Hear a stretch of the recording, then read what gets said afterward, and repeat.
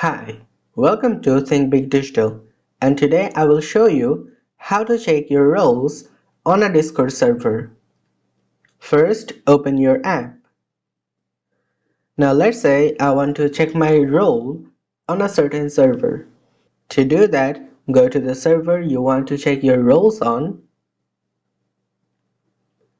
go to a channel, and as you can see, I've already sent a message on this channel. Now if I tap on my profile, I can see my roles on this channel. In this case, it's Ravenclaw and Member. If you found this video helpful, please give it a thumbs up. If you have any questions, comment below and we'll be more than happy to answer it for you. And if you want to see us more on your For You page, subscribe to our channel.